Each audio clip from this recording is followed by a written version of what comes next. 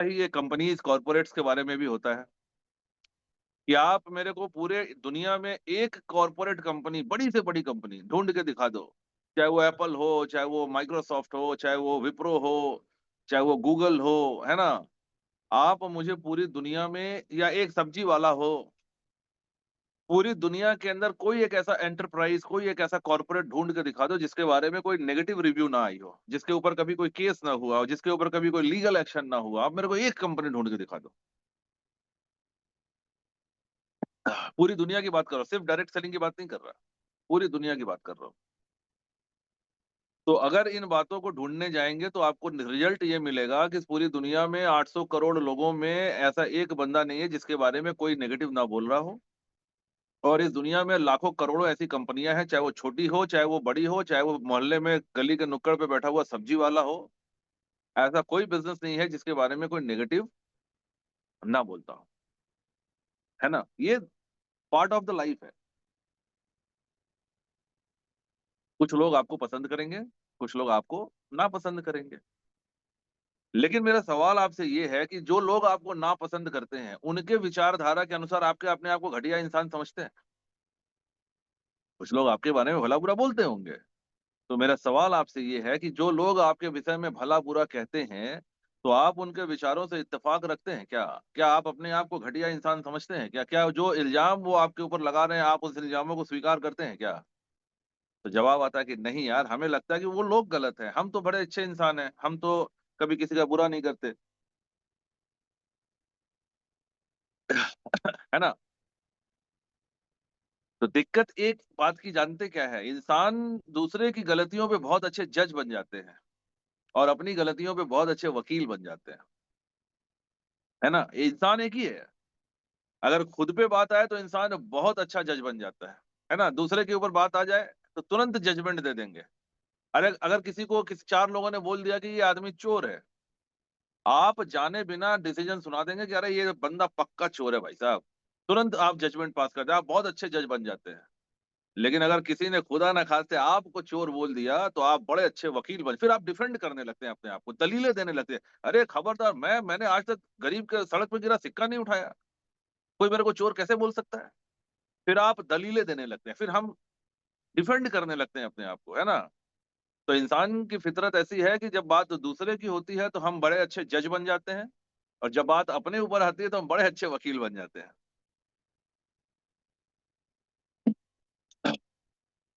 समझदार इंसान वो होता है सर, पढ़ने लिखने का, या तजुर्बे का, एज के साथ जो हमें तजुर्बा होता है, जो हमें एक्सपीरियंस होती है, उस एक्सपीरियंस का, या जो एजुकेशन आपने ली, या जो परवरिश आपकी हुई, आपके माता पिता के द्वारा आपकी जो परवरिश हुई, इन सब का निचोड़ मेरे हिसाब से ये होना चाहिए कि यू मस्ट बी सेंसिबल। एक आदमी सेंसिबल होना चाहिए। ईश्वर ने हमें दिमाग दिया है, ईश्वर ने हमें सोचने समझने की शक्ति दी है। तो मैं ये नहीं कह रहा कि आप मेरी बातों पे यकीन करें या किसी की बातों पे यकीन करें।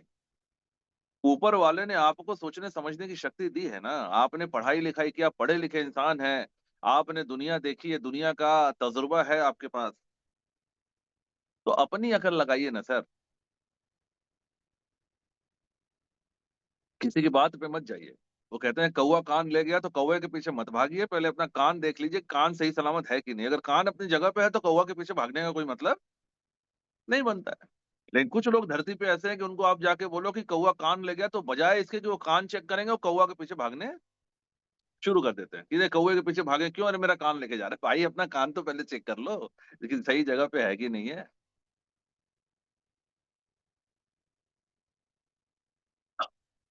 और एक बड़ी फेमस कहावत है कि जब लोग तुम्हारे बारे में बातें करने लगे तो कर रहे हो। आप अपने साथ भी इसको कोरिलेट कर सकते हैं। जब आप याद करिए कि जब आप अनसक्सेसफुल रहे होंगे, हर आदमी कभी ना कभी जीवन में अनसक्सेसफुल रहता है। तो जब आप अनसक्सेसफुल रहे हों, जब आप चैलेंजेस फेस कर रहे हों, है ना, तब कोई आपके बारे में बात नहीं करता यार, कोई नहीं करता था। लेकिन जैसे ही आपने गाड़ी खरीद ली, जैसे ही आप सफल हो गए, जैसे ही आपने टाई पहननी शुरू कर दी, जैसे ही आप कोट पहनने लगे, जैसे ही चार लोग आपके आगे पीछे घूमने लगे, तो लोग आपके बारे में बातें शुरू कर देते हैं। उनको लगता है अरे यार, है ना, तो ये दुनिया की फितरत है दोस्त। ये सारी बातें बताने के पीछे मकसद ये है कि कल 3 जुलाई है। 3 जुलाई को रेनेटस वेलनेस के 8 साल पूरे हो जाएँगे। We are going to celebrate our 8th anniversary at Renatus Wellness, and it will be a proud moment for all the Renovians. हम सारे रेनोवियन जो दिल से रेनोवियन हैं, जो ग्रैटिट्यूड शो करते हैं कि रेनेटस वेलनेस की वजह से अगर आपकी ज़िंदगी बेहतर हुई है, तो you should be grateful my dear friend, है ना? अगर रेनेटस की वजह से आपकी ज़िंदगी में कुछ भी बदलाव हुआ है पॉज़िटिव, अगर रेनेटस के प्रोडक्ट खाने से आपके घर में किसी की सेहत अच्छी हुई हो, या रेनेटस में काम करने से आपके घर में पे आउट आया हो, उस पे आउट से आपका घर चलता हो, आपके घर पे रोटी बनी हो, तो you should be grateful to Renatus wellness. आपको ग्रैटिट्यूड शो करने की ज़रूरत है। आपके साथ किसी ने कुछ खराब नहीं किया ना।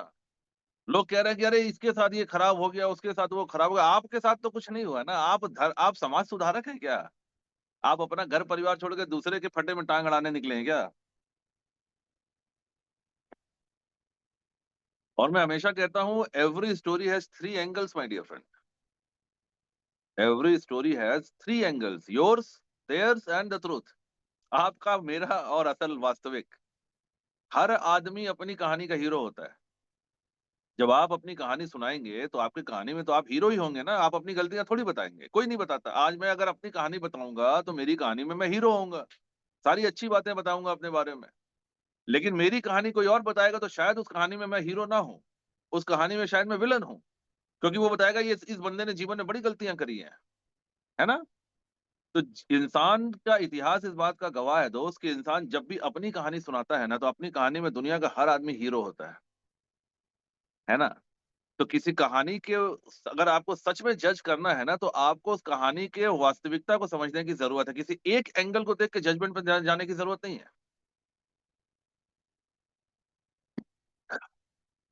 कोर्ट ऑफ लॉ भी दोनों पक्षों को दलीलें सुनाने का मौका देता है कि नहीं देता? किसी कोर्ट में केस पड़ जाए, किसी अर्जी पड़ जाए किसी की, तो कोर्ट किसी एक पक्ष की दलील सुन के फैसला कभी नहीं सुनाता।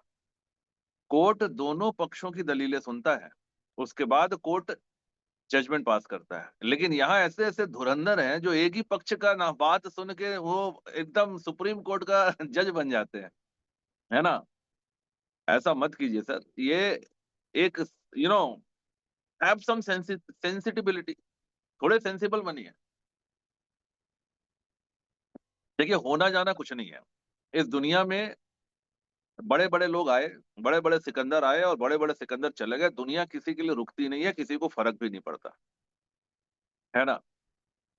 क्रिकेट में पहले सुनील गावस्कर खेलते थे, तो लोगों ने बोला इनसे बेहतरीन प्लेयर हो ही नहीं सकता, है ना? फिर सचिन तेंदुलकर आ गए तो लोग सुनील गावस्कर को भूल गए। लोगों ने बोला अरे क्रिकेट का गॉड सचिन तेंदुलकर, इसके जैसा बैट्समैन अब दुनिया में तो क्या ही मिलेगा। फिर उसके बाद एक पर एक एमएस धोनी साहब आ गए। फिर एमएस धोनी का एरा चला 14-15 साल। लोगों ने कहा यार इससे बेहतरीन बैट्समैन तो हो ही नहीं सकता, है ना? उसके बाद अचानक बहुत सारे अभी आजकल वैभव सूर्यवंशी छाए हुए हैं। आज कोई बोले कि जानते हो सुनील गावस्कर एक बैट्समैन थे, लोग बोलेंगे आज का जनरेशन के मैक्सिमम लोग बोलेंगे कौन सुनील गावस्कर? सुनील गावस्कर कौन है? कोई नहीं जानता। एक दिन ऐसा आएगा जब वैभव सूर्यवंशी को भी लोग भुला देंगे, लेकिन ये दुनिया किसी के लिए रुकती नहीं है। कहते हैं the show must go on. चाहे सुनील गावस्कर रहे ना रहे या सचिन तेंदुलकर रहे ना रहे, एमएस धोनी रहे ना रहे, वैभव सूर्यवंशी रहे ना रहे, क्रिकेट का गेम हमेशा चलता आया है और चलता रहेगा। कभी पेले थे, कभी माराडोना थे, कभी रोनाल्डो थे, कभी मेसी थे। लोग आते रहेंगे, लोग जाते रहेंगे, लेकिन फुटबॉल का गेम फीफा वर्ल्ड कप चलता रहेगा। डायरेक्ट सेलिंग की अगर बात करूँ तो डायरेक्ट सेलिंग में किसी कंपनी को आप उठाकर देख लीजिए। चाहे वो 20 साल पुरानी कंपनी हो, चाहे वो 15 साल पुरानी कंपनी हो, हर कंपनी में एक सर्टेन समय के बाद कुछ लीडर छोड़ के चले जाते हैं। किसी कंपनी में आप 40 साल पुरानी कंपनी उठा के देख लो, 20 साल पुरानी कंपनी, 25 साल पुरानी, 15 साल, 10 साल पुरानी कोई कंपनी, देसी, विदेशी, कोई कंपनी उठाकर देख लीजिए, हर कंपनी में एक सर्टेन टाइम के बाद कुछ लीडर छोड़ के चले जाते हैं। और जैसा मैंने अभी बताया कि छोड़ के जाने वाले लीडर अपनी कहानी में तो अपने आप को हीरो बनाएँगे। वो थोड़ी बताएँगे मेरी गलती है। वो बोलेंगे कंपनी बेकार है जी, मैनेजमेंट बेकार है, मेरा अपलाइन बेकार है, टीम ही बेकार है जी। वो अपनी गलती थोड़ी देंगे क्योंकि कहानी वो खुद सुना रहे हैं। लेकिन मुद्दे की बात ये है कि किसी कंपनी में किसी लीडर के जाने से कोई फ़र्क आज तक नहीं पड़ा। कंपनी चल ही रही है यार। मैंने बताया ना, आप किसी कंपनी को उठा लीजिए, 20 साल पुरानी, 30 साल पुरानी, 40 साल पुरानी, 10 साल पुरानी, हर कंपनी में कुछ लीडर टॉप पे पहुँचते हैं और कुछ समय के बाद उनकी ईगो प्रॉब्लम की वजह से वो कंपनी छोड़ के चले जाते हैं। लेकिन मज़ेदार बात ये है कि आज तक किसी लीडर के छोड़ने से कोई कंपनी बंद नहीं हुई सर। किसी लीडर के छोड़ने से कोई कंपनी बंद हो गई तो आप मुझे बता दीजिए। लोग आते रहे, कंपनी से लीडर होते हैं सर, लीडर से कंपनी नहीं होती है। कंपनी बनी तो लीडर बने, ऐसा नहीं हुआ कि लीडर बने तो कंपनी बन गई, है ना? तो कंपनी पहले बनती है, कंपनी से लीडर पैदा होते हैं। लीडर रहे ना रहे, कंपनी खड़ी रहती। अब कहते हैं ना कि कोई मुर्गी के अंडे चुरा ले, तो कोई अगर मुर्गी के अंडे चुरा लेगा, तो मुर्गी बाँझ थोड़ी हो जाएगी, मुर्गी फिर अंडे देगी भाई। किसी मुर्गी के आपने 4 अंडे चुरा लिए, तो मुर्गी को क्या फ़र्क पड़ेगा? मुर्गी को कोई फ़र्क नहीं पड़ेगा, मुर्गी फिर अंडे दे देगी। कंपनी रहेगी ना, तो लीडर फिर पैदा हो जाएँगे। कंपनी रहेगी, कंपनी चलती रहेगी, ट्रांज़ैक्शन बढ़ता रहेगा, तो कोई नीचे का बंदा लीडर बन जाएगा फिर। तो लीडर के आने-जाने से कोई फ़र्क नहीं पड़ता, हाँ, माहौल बिगड़ता है। कंपनियाँ चलती रहती हैं, लीडर्स आते हैं, लीडर्स बनते हैं, लीडर छोड़ के चले जाते हैं, माहौल बिगड़ता है, मैं इस बात से एग्री करता हूँ। क्योंकि people are ignorant a lot my dear friend, लोग बहुत ज़्यादा इग्नोरेंट हैं यार। 4 अच्छी बातें कंपनी के बारे में बोलो, किसी को कोई फ़र्क नहीं पड़ता। एक नेगेटिव बात बोलो, जिस बंदे का 500 सीसी का बिज़नेस नहीं होता, वो ऐसे बेचारा फ़िक्र कर रहा है कि जैसे लग रहा है उसका एम्पायर खत्म हो जाएगा। मतलब जो बंदे का डायरेक्टर 500 नहीं होता है, वो ऐसा चिंता जता रहा है सोशल मीडिया पे आके कि जैसे लग रहा है कि उसका मर्सिडीज़ का पेमेंट रुक गया हो। बोले भाई, आप आज से पहले क्या महीने का कितने का बिज़नेस डालते थे? मेरे पास कॉल आ रही है, मेरे पास कॉल आती है तो मैं उनसे पूछता हूँ कि सर आपका रैंक क्या है? कितने का बिज़नेस देते हैं सर आप? तो आपको क्या फ़र्क पड़ने का है? अभी कल एक किसी लेडी का कॉल आ गया मेरे पास, है ना? नाम नहीं लूँगा किसी का। कहते हैं सर ये सब क्या चल रहा है? नहीं सर ये सब क्या चल रहा है? मेरी टीम के लोग मेरे सवाल पूछ रहे हैं तो जवाब दीजिए। सवाल पूछ रहे हैं तो जवाब दीजिए, है ना? मैंने फिर पूछा आपकी रैंक क्या है? तो कहते जी अभी सुपरस्टार है जी। सुपरस्टार यानी 10,000 सीसी की मैचिंग। 5 साल से बिज़नेस कर रहे हैं जी और अभी सुपरस्टार बने हैं जी। यानी 10,000 सीसी की मैचिंग कर रहे हैं जी। 20,000 का बिज़नेस हुआ है जी। और वो चिंता में ऐसे पड़े हैं कि जैसे उनका 20-25 लाख का पे आउट था, उनको दिक्कत हो रही है कि 20-25 लाख का पे आउट कहीं खराब ना हो जाए। मैं मानता हूँ ये आपका मौलिक अधिकार है, चाहे आपकी आईडी आज लगी हो, आपको हर चीज़ जानने का अधिकार है, ये आपका मौलिक अधिकार है। लेकिन sir this is your business, आप यहाँ जॉब थोड़ी कर रहे हैं कि मालिक से सवाल पूछेंगे। This is your business, this is the business of ownership, take charge. At least पूरी दुनिया का नहीं ले सकते, अपनी टीम का तो ले ही सकते हैं ना। अगर आपके नीचे 4 बंदे हैं, तो उन 4 लोगों का चार्ज आपको लेना है। आपके नीचे 40 बंदे हैं, तो उन 40 बंदों का चार्ज आपको लेना है। क्योंकि आप लीडर हैं, आप ओनर हैं, आपने आपकी आईआरडी जहाँ लगी वहाँ से बिज़नेस आपका है। और बिज़नेस के अंदर तो हर्डल्स आते ही रहते हैं। कभी नेस्ले कंपनी में मैगी बंद हो जाती है, कभी कोका कोला कंपनी में पेस्टिसाइड मिल जाता है ना? आप जाके हिस्ट्री उठा के देखिए। तो वो कंपनी वाले बंद हो जाते हैं क्या? नहीं, ये सिचुएशन है। और एक बड़ी पुरानी कहावत है ना कि अगर आपको बीवी छोड़नी हो ना तो दाल में नमक तेज हो जाता है। मान लो किसी को अपनी बीवी को तलाक देना है, तो कोई रीज़न तो बताना पड़ेगा ना, दुनिया पूछेगी कि भाई बीवी को क्यों तलाक दे रहे हो? तो अचानक से दाल में नमक तेज होने लगता है, कि अरे यार दाल में नमक तेज हो गया, सब्जी जला दी, चावल कच्चे रह गए, खाना ही नहीं बनाती, सर जी इसको तलाक दे दिया हमने। तो बीवी जब छोड़नी होती है ना, तो दाल में नमक तेज हो जाता है। तो कोई जाके इनसे पूछे कि 6 साल से जब बीवी खाना बना रही थी, तब तो दाल में नमक तेज नहीं हो रहा था। तब तो सब्जी अच्छी पक रही थी, तब तो बीवी से बड़ा सप्रेम भेंट था। अचानक से रातों-रात बीवी खाना बनाना भूल गई क्या? जब बंगला बन रहा था, जब गाड़ियाँ आ रही थी, जब मर्सिडीज़, बीएमडब्ल्यू, ऑडी डिफेंडर खरीदी जा रही थी, तो वो रेनेटस के ही पैसे थे ना।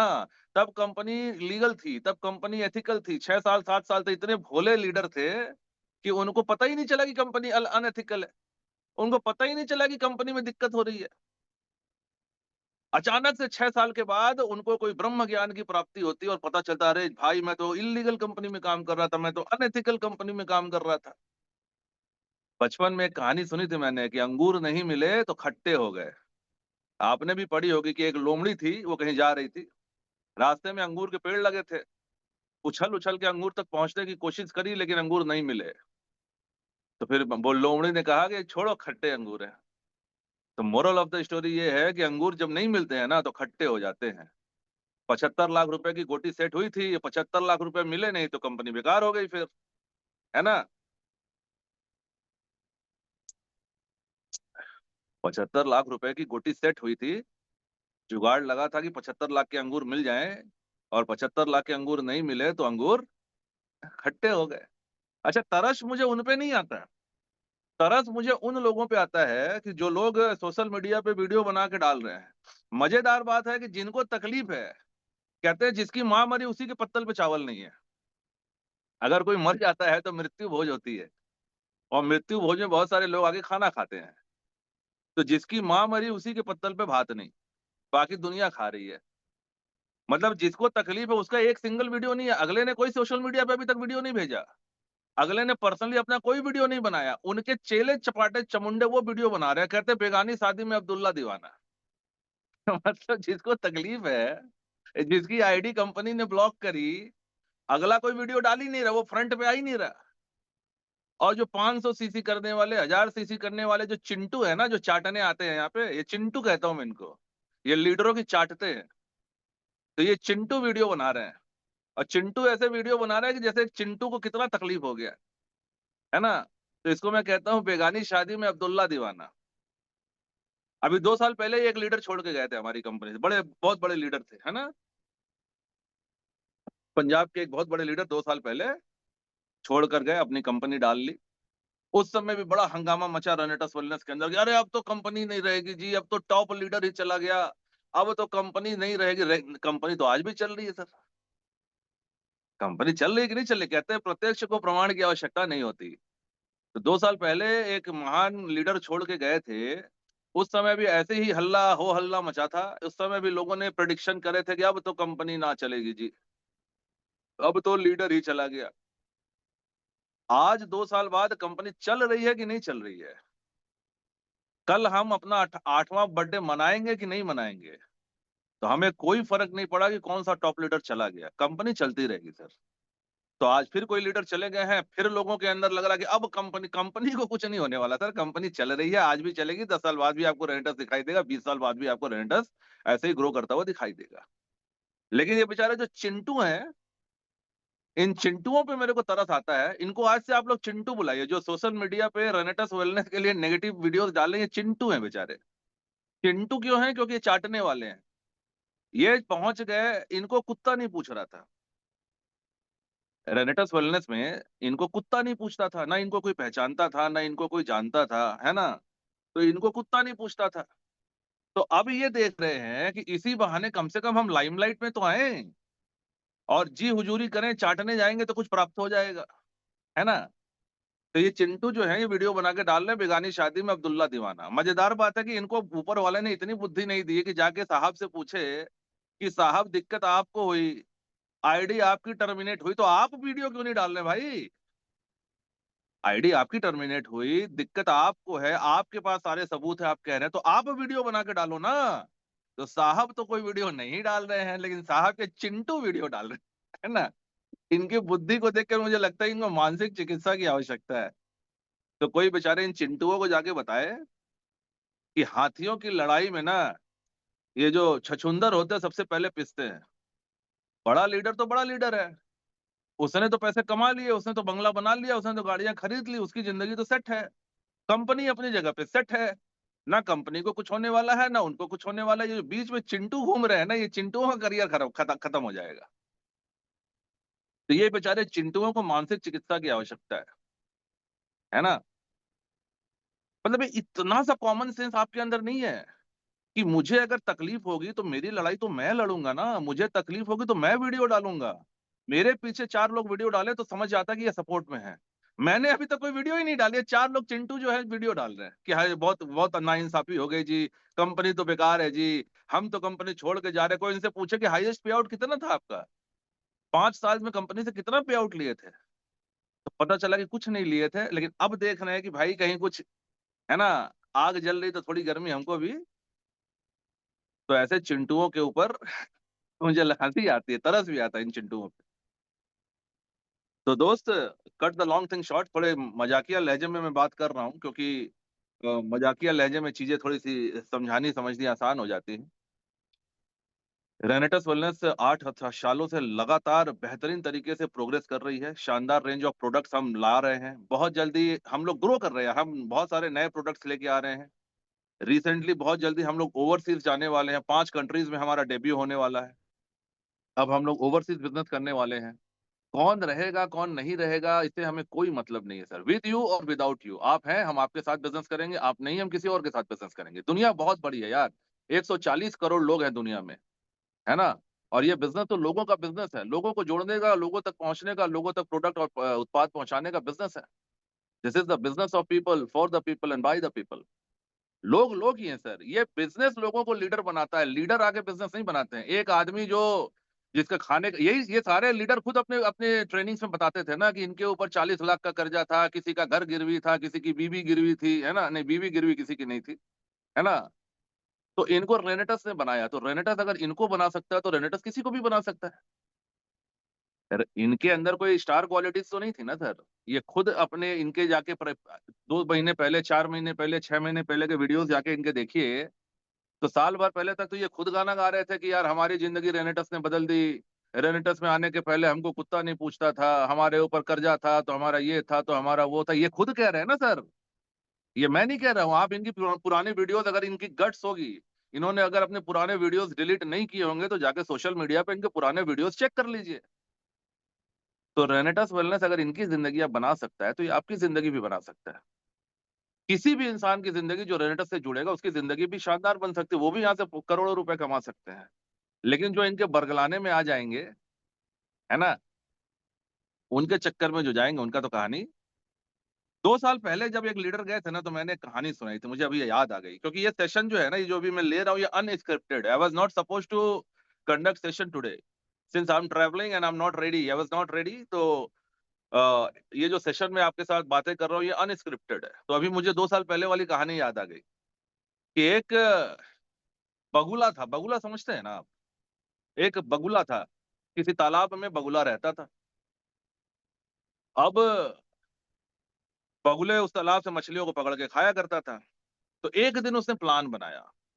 उसने उस तालाब की मछलियों को बोला कि ये तालाब बहुत जल्दी सूख जाएगा, भविष्यवाणी हुई है। जैसे अभी ये बगुला कह रहा है ना कि भविष्यवाणी हुई है, रेनेटस वेलनेस अनएथिकल कंपनी है, कंपनी तो नहीं रहेगी, बंद हो जाएगी। तो मछलियों को बगुले ने कहानी समझाया कि ये तालाब तो बंद होने वाला है जी। तो कुछ मछलियाँ डर गई। बोले क्या करना होगा? बोले अरे यहीं करीब एक दूसरा बड़ा तालाब है। उस तालाब में तुमको लेके चलेंगे, वहाँ खूब पानी है, वहाँ सर्वाइव कर जाओगे।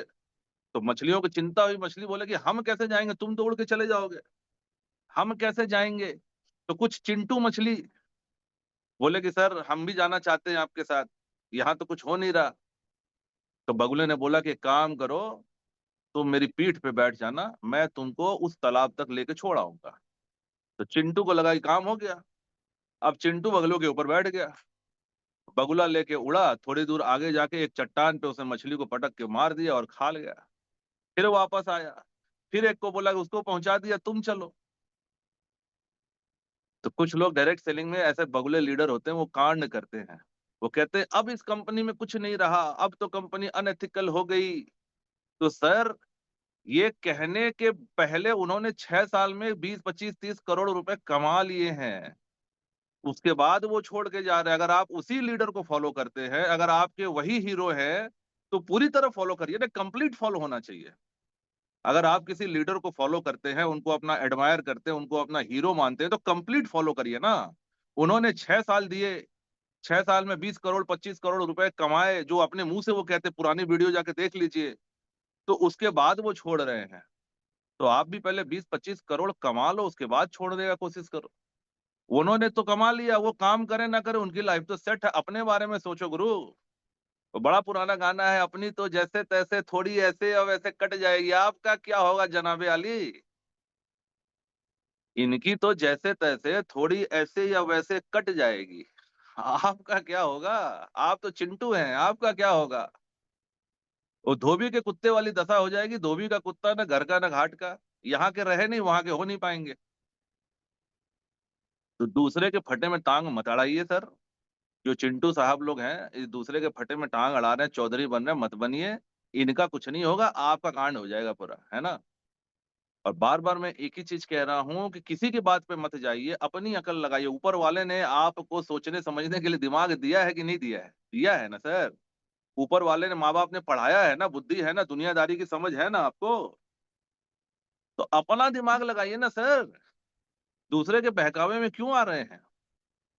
लोग कह रहे हैं कंपनी अनएथिकल। कंपनी अनएथिकल होती तो चलती नहीं। कंपनी एफडीएसए की, डायरेक्ट सेलिंग एसोसिएशन। और मैं बता दूं, एफडीएसए के ईस्टर्न जोन के head doctor Subrata Dutta sir हैं। सुन लीजिए, एफडीएसए किसी कंपनी के सीईओ को ऐसे ही अपना मेंबर बना लेगी क्या? इतनी सारी कंपनियां हैं, कितनी कंपनियां एफडीएसए की मेंबर हैं? मैं आपको टेक्निकल चीजें बता रहा हूँ। कंपनी अगर अनएथिकल होती ना, तो यहाँ गवर्नमेंट की रेगुलेटरी बॉडीज बैठी हैं कि हमारा जीएसटी पेमेंट हुआ कि नहीं, हमारा इनकम टैक्स पेमेंट हुआ कि नहीं। 36 तरह के लाइसेंस लेने पड़ते हैं, है ना। एफएसएसआई का लाइसेंस लेना पड़ता है। अगर हम अनएथिकल होते ना, तो गवर्नमेंट हमको बंद कर चुकी होती। और जो लोग ये कह रहे हैं कि अनएथिकल प्रैक्टिस हो रहा है, ये 6 साल से यहाँ बैठ के मलाई मार रहे थे। बंगला बन गया, गाड़ी खरीद लिए, सब कुछ हो गया, तो अब कंपनी में खोट नजर आ रहा है। क्यों? क्योंकि अब बीवी छोड़नी है तो दाल में नमक तेज होना लाजमी है। तो कोई कारण तो बताना पड़ेगा ना कि बीवी बीवी को क्यों छोड़ना है। तो भाई बीवी की गलती है, बीवी ने दाल में नमक तेज कर दिया, सब्जी जला दी। पहले यही बीवी अच्छी थी, पहले यही बीवी खाना खिला खिला के इनको बचा के रखी थी। तो सर, दिखाओ पे मत जाओ, अपनी अकल लगाओ। रेनेटस वेलनेस में मैं पूरी जिम्मेदारी के साथ आपको ये बात कह रहा हूँ कि आपका भविष्य सुरक्षित हाथों में है। कंपनी ग्रो कर रही है, वी आर ग्रोइंग। हम डेप्थ फ्री कंपनी है, 100% एथिकल कंपनी है, 100% रिजल्ट ओरिएंटेड प्रोडक्ट्स हमारे पास है, और ये सारी चीजें आप भी जानते हैं। लेकिन आप बहक गए हैं, आप भटक गए हैं यार, है ना। आपने कभी ना कभी रेनेटस का प्रोडक्ट यूज किया होगा, आपको रिजल्ट्स मिले होंगे। किसी ने किसी को रिजल्ट प्रोडक्ट दिया होगा, वहां से आपको रिजल्ट मिले होंगे, पे आउट आपका बना होगा, है ना। और चाहने वालों को मैं एक मैसेज देना चाहूंगा, लास्ट टाइम भी मैंने दिया था, कि अगर आपको लगता है कि रेनेटस बेकार कंपनी है, अगर आपको लगता है कि रेनेटस में कंप्लेन है, तो आप अपनी मर्जी के मालिक हैं, आप जरूर जाइए। लेकिन जहां जाएंगे वहां मेक श्योर कि वहां ये तकलीफें ना हो। आप एक ऐसी कंपनी तलाश लेना जहां पे कोई तकलीफ नहीं है। और अगर ऐसी कंपनी मिल जाए तो मुझे जरूर बताना यार, है ना। बहुत सारे लोग हमारे, जो पहले 2 साल पहले वाले जो लीडर गए थे, उनकी कंपनी में बहुत सारे लोग गए, उन्होंने बड़े बड़े दावे किए। उनकी कंपनी को लोग छोड़ के नहीं जा रहे हैं क्या? उनकी कंपनी को भी लोग छोड़ के जा रहे हैं। तो अगर आपको कोई ऐसी कंपनी मिल जाए जहां पे कोई तकलीफ ना हो, सब कुछ बढ़िया हो, तो मुझे जरूर बताइएगा, है ना। मैं भी देखना चाहता हूँ कि धरती पे ऐसी कौन सी कंपनी एग्जिस्ट करती है जहां पे कोई दिक्कत नहीं है ना। और अगर अपने माँ बाप के परवरिश आपकी अच्छी हुई है, तो गलती को एडमिट जरूर करिएगा। गलती हर आदमी करता है, दुनिया में हर आदमी गलती करता है। लेकिन सही इंसान, अच्छी परवरिश इस बात पे पता चलती है कि आपकी गलती एडमिट करते हैं क्या। कहते हैं सुबह का भूला अगर शाम को लौट आए तो उसको भूला नहीं कहते यार। गलती सबसे होती है, हर हर आदमी गलती करता है। लेकिन गलती को एडमिट करने के लिए कलेजा चाहिए। तो जो लोग आज मन बना रहे हैं कि हम रेनेटस छोड़ के कहीं और चले जाएंगे, आपका अधिकार है, चले जाइए। लेकिन अगर आपको बाहर घूमने भ्रमण करने के बाद अगर आपको लग जाए कि नहीं यार, तकलीफें तो हर जगह हैं, कमियां तो हर जगह हैं, तो एडमिट जरूर कीजिएगा। एडमिट करके वापस जरूर आ जाइएगा, है ना।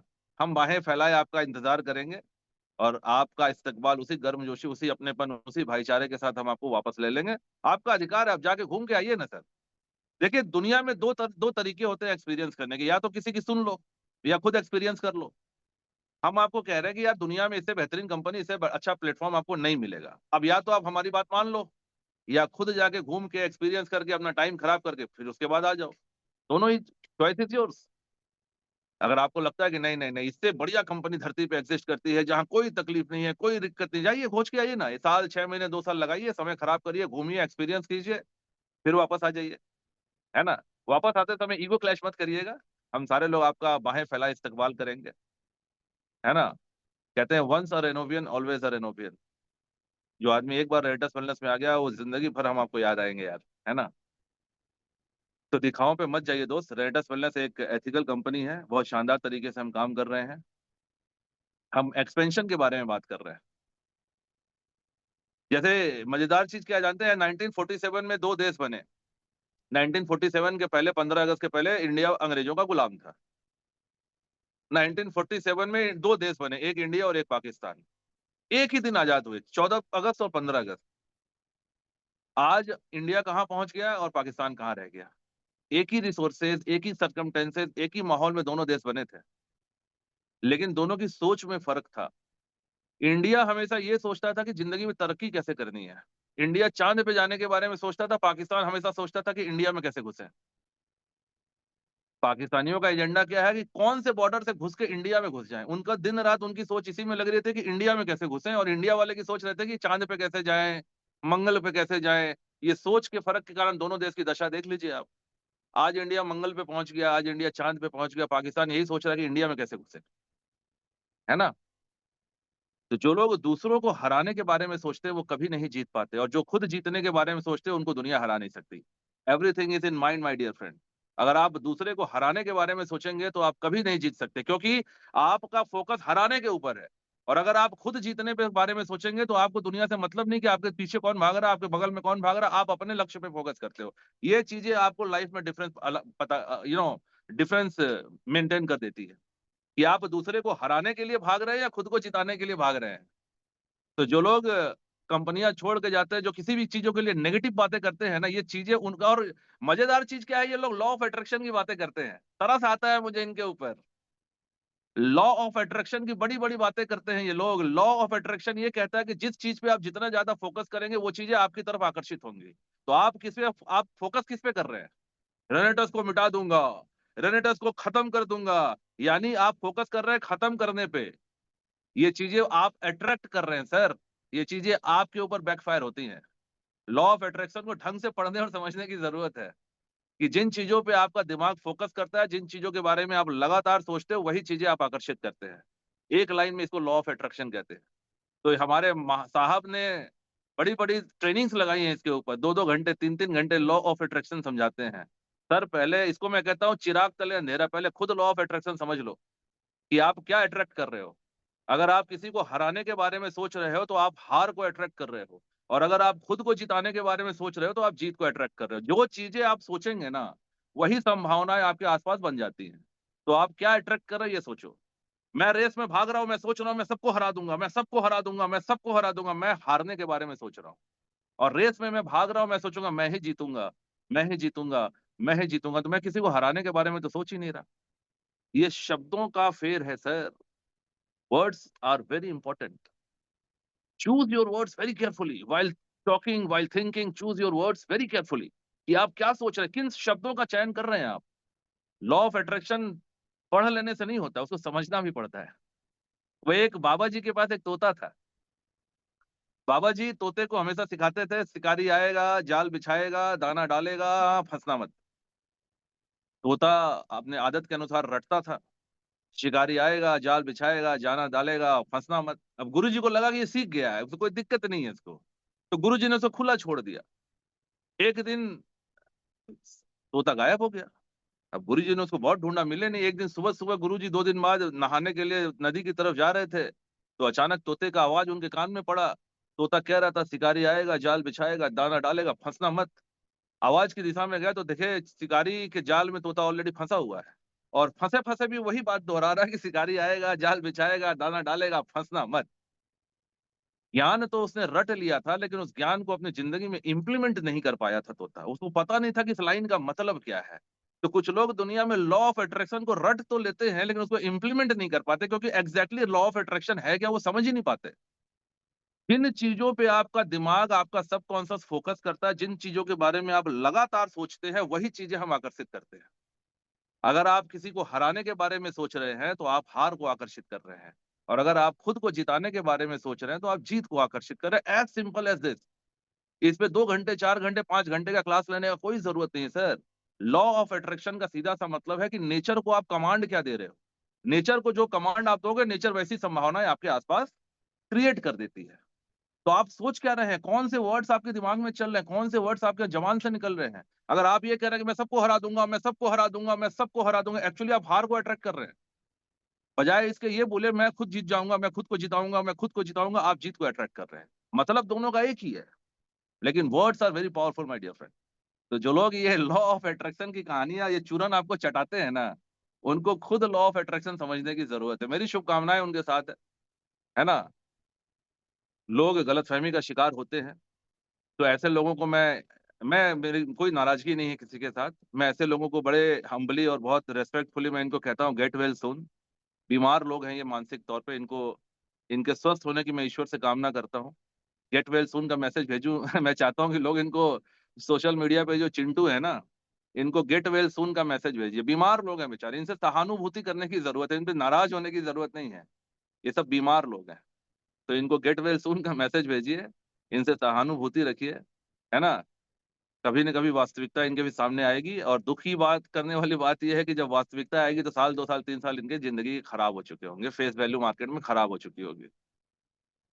तो at the end sweet note पे चीज़ों को खत्म करते हैं। कल हमारी कंपनी का 8वीं वर्षगांठ है, हम हमारे 8वें एनिवर्सरी को सेलिब्रेट करने वाले हैं। आप अपने एंड से, जहाँ भी आप हैं, अपने एंड से रेनेटस के बर्थडे को सेलिब्रेट करिए।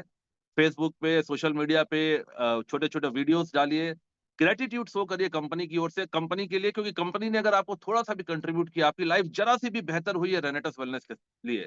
अगर रेनेटस के प्रोडक्ट से आपकी लाइफ में ज़रा-सा भी फ़र्क आया है, रेनेटस से अगर आपको ज़रा-सा भी पे आउट आया है ना, तो ग्रैटिट्यूड शो करिए सर। ऊपर वो ब्रह्मांड सब देखता है। जो आदमी ग्रैटिट्यूड शो नहीं करता, वो आदमी खत्म हो जाता है। तो अगर आप एहसान फरामोश नहीं हैं, अगर आप ग्रैटिट्यूड शो करने में बिलीव रखते हैं, तो कल का दिन खास है। कल रेनेटस वेलनेस को ग्रीट करिए, रेनेटस वेलनेस को शुभकामनाएँ भेजिए, छोटे-छोटे वीडियोज़ बनाइए, अगर आप केक काट सकते हैं, केक काटिए, रेनेटस का बर्थडे मनाइए। जब आप ये सारे ग्रैटिट्यूड शो करते हैं ना, ट्रस्ट मी, ये सारी चीज़ें मल्टीप्लाई करके नेचर आपको वापस देती है।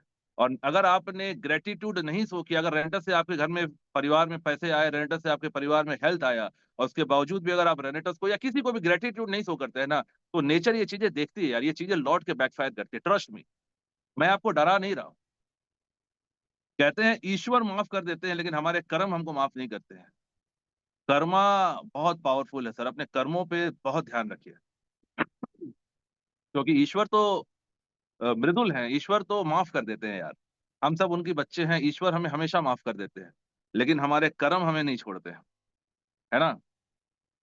एक लाइनें याद आती हैं, अंत में इन लाइनों के साथ आज के सेशन को वाइंड अप करूँगा। कहते हैं, मुझे ये खौफ दे मेरे मालिक कि मुझ पर ही है नज़र तेरी।